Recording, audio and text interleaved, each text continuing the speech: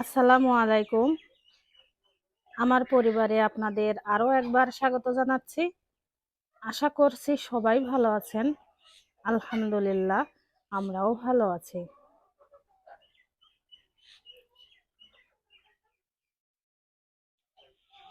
গত ৫-৬ দিন ধরে বেশ শীত পড়েছিল।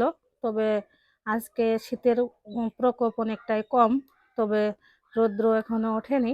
এখন এই বেলা প্রায় ৯টা বাজে, কিন্তু রোদের দেখা এখনো নাই। দেখুন আকাশটা কেমন কুয়াশায় ঢেকে আছে। আর আমাদের ঘরের এই পেছনে এই বৈদ্যুতিক যে খুঁটি, তার সাথে তো অসংখ্য তার আছে, যার কারণে আকাশ দেখতে গেলে আগে তার দেখতে হয়, তারপরে আকাশ দেখা যায়, এরকম একটা অবস্থা। তো বেলাও মানে সূর্য উঠুক বা না উঠুক, রোদ দেখা যাক বা না যাক, কাজকর্ম তো আর থেমে নেই। মোটামুটি কাজকর্ম করে নিয়েছি, রান্না প্রায় শেষের দিকে। এই যে ছাগল বের করে ছাগলকে খাবার দিয়েছি। আর সকালবেলা ছাগলের যত ঘাস দেওয়াই হোক না কেন, ও ভাতের জন্য এমন চিল্লাপাল্লা করে যে ভাত না দেওয়া পর্যন্ত স্থির হয় না। যার কারণে প্রতিদিন আমি রাত্রে একটু ভাত বেশি করে রান্না করি, যেন সকালে ওকে দিতে পারি। আর এটা হচ্ছে পুঁই গাছের ফল, মানে পুঁই মিটুরি, পুঁই মুচড়ি, পুঁই ফল অনেক নামেই এটা মানে অভিহিত। তো এটা রান্না করিনি, এটা কালকে আমার বড় যা দিয়েছে ওনাদের গাছ থেকে পেড়ে, কালকে বিকালে। তো রান্না করা হয়নি, কারণ ঘরে পালং শাক ছিল।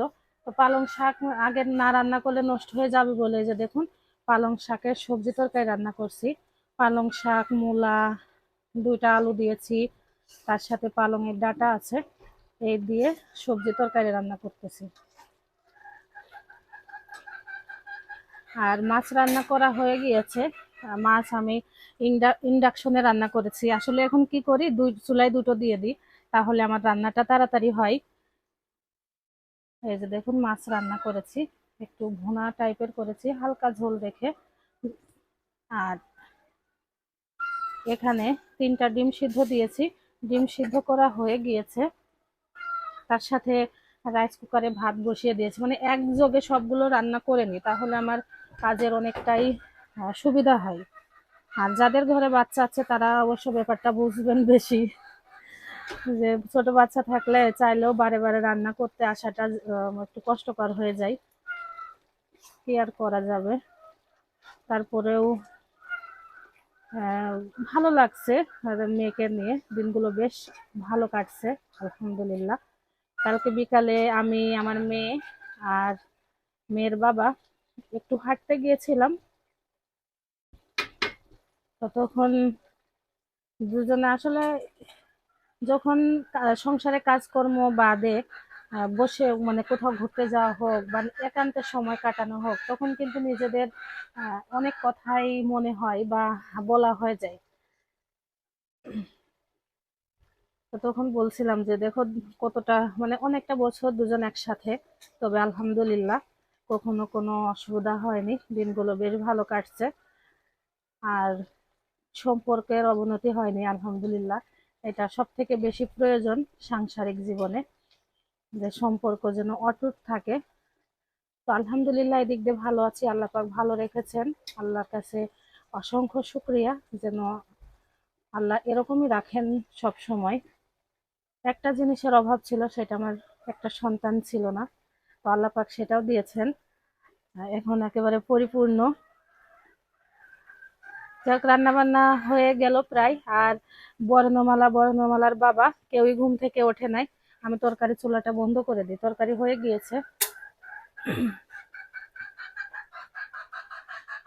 প্রতিদিন মুরগির খাবার, পানি, ডিম ঘোরানো সমস্ত কাজ তো বর্ণমালার বাবা করে। তবে আজকে যেহেতু ঘুম থেকে ওঠেনি, তো আমি একটু হেল্প করে দিই, ডিমগুলো উল্টিয়ে দিই। এই যে দেখুন, তো একে একে সবগুলো ডিম উল্টিয়ে দিই। আপনারা সবাই দোয়া করবেন যেন আমাদের এই সবগুলো ডিম থেকে বাচ্চা বের হয়। আসলে আমরা অনেক ডিম নষ্ট করেছি, নষ্ট হয়ে গিয়েছে। তারপরও চেষ্টা করছি, দেখা যাক আল্লাহ পাক কখন সফল করেন আমাদের। তো ডিমগুলো উল্টিয়ে দিই আগে। ডিমগুলো উল্টানো হয়ে গিয়েছে। আর আমাদের আমাদের যে সব থেকে ছোট বাচ্চাগুলো, সেই বাচ্চাগুলো মাশাআল্লাহ এখন দেখুন বড় হয়েছে অনেকটাই।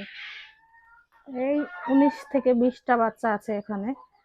আমাদের 3 সাইজের বাচ্চা হয়েছে, এগুলো হলো সব থেকে ছোট। আর মিডিয়াম গুলো এখন বয়স 1 মাস পার হয়ে গিয়েছে। আর বড়গুলো তো ডিম পারছে। সবজি তরকারি বাটিতে নামিয়ে নিয়েছি। আর এই হলো মাছের তরকারি। এখন প্লেট বাটিগুলো মেজে নিয়ে আসি।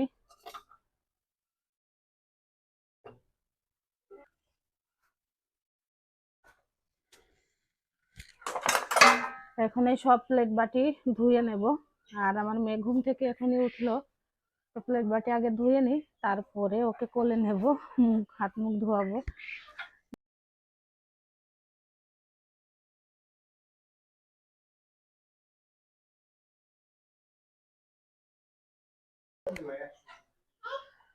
বর্ণমালার বাবা কিছুক্ষণ আগে এই সোলার প্যানেলটা কিনে নিয়ে এসেছে, তো এখনো লাগানো হয়নি। এই সোলার প্যানেলটা কত ওয়াট?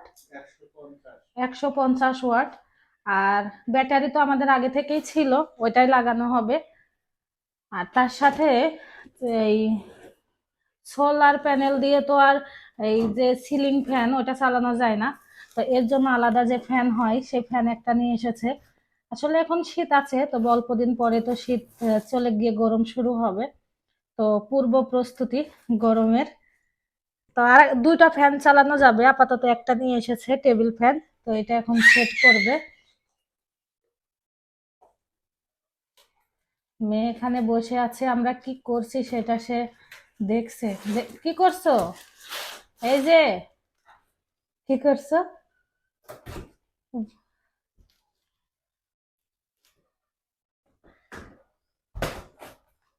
তো ফ্যান পুরোপুরি লাগানো হয়ে গেলে আপনাদের দেখাবো যে দেখতে কেমন।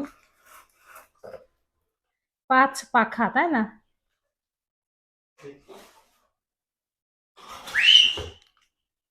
হ্যাঁ।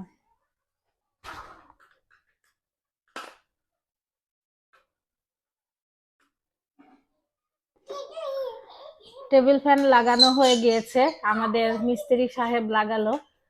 আর মিস্ত্রি সাহেব এবার চেক করছে যে ফ্যান চলে কিনা। আর আমাদের ওই যে এটা ব্যাটারি, তো দেখা যাক কি হয়।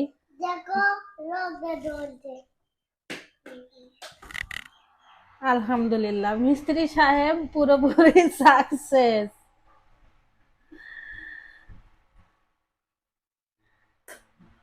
ওয়াও।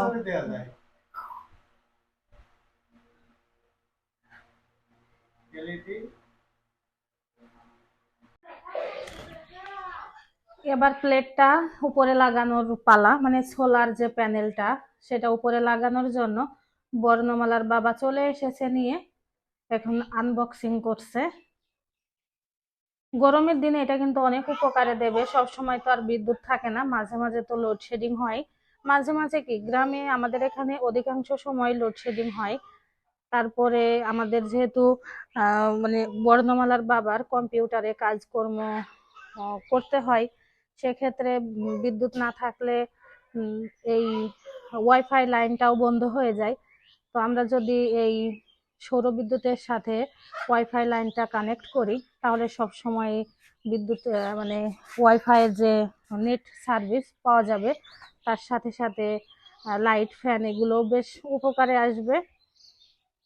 তো এর পাশ থেকে কয়েকটা টমেটোর গাছ এদিকে সরিয়ে দিয়েছে, দেওয়ার পরে এখন এখানে সেট করবে।